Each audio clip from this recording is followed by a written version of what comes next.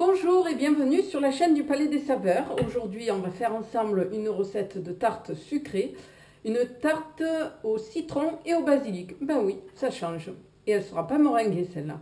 Je vous montre tout de suite la liste des ingrédients ainsi que la photo pour vous mettre l'eau à la bouche. Suivez-moi.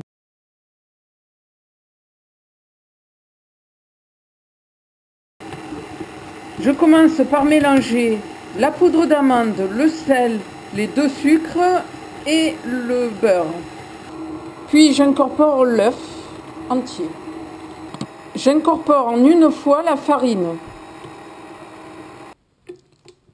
Alors il faut absolument éviter de travailler trop la pâte, donc dès qu'elle forme une boule, je la mets dans une assiette, je recouvre de papier sulfurisé et je place au réfrigérateur pour 2 heures.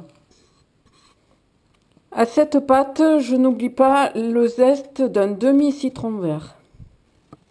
Ma pâte sablée au citron a passé 2 heures au réfrigérateur. Je vais l'étaler maintenant entre 2 feuilles de papier sulfurisé sur une épaisseur de 3 mm. Pendant ce temps, mon four est en train de préchauffer à 160 degrés en chaleur tournante. Je fonce un cercle à tarte. Ce surplus de pâte, je peux le congeler dans un papier film étirable et je pourrais m'en servir pour d'autres recettes, pourquoi pas des mini tartelettes ou des sablés tout simplement pour accompagner un café.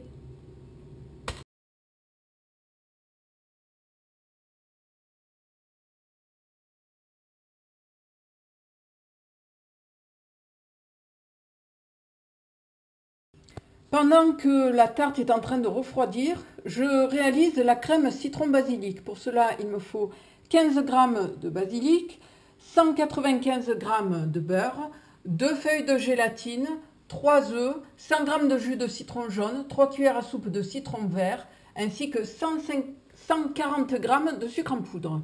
Je chauffe les jus de citron. Pendant ce temps, je bats les œufs avec le sucre.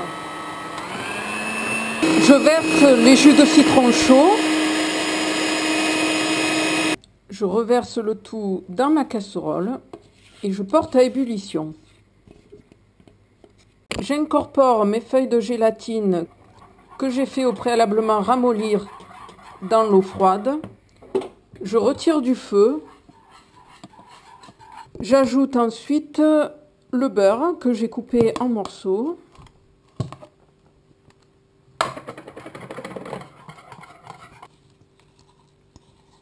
J'ajoute maintenant le basilic que j'ai haché. Je verse le tout sur le fond de tarte et je place au congélateur pendant au moins 1 heure. Pour réaliser le nappage, il me faut 2 feuilles de gélatine que je fais ramollir dans de l'eau froide, puis 100 g d'eau ou 50 g de jus de citron et 50 g d'eau, 45 g de sucre en poudre, le zeste d'un demi-citron vert finement haché, quelques feuilles de basilic et des quartiers de citron vert.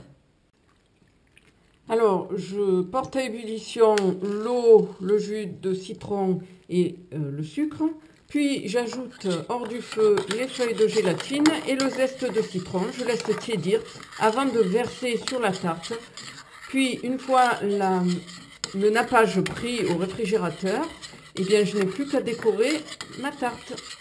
Alors, ce qu'il faut bien retenir de cette recette concernant le décor final, le nappage, c'est que pour commencer, il faut l'appliquer sur la tarte bien froide et ensuite ne pas replacer la tarte finalisée au congélateur, sinon le nappage ne ressortira pas net et brillant.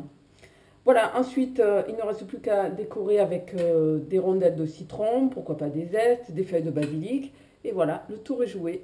Il ne reste plus qu'à vous à essayer cette recette et à me dire ce que vous en pensez. En tout cas, je suis certaine qu'elle va vous plaire et je vous dis à très bientôt pour de nouvelles idées de recettes sucrées sur mon blog et ma chaîne du Palais des Saveurs.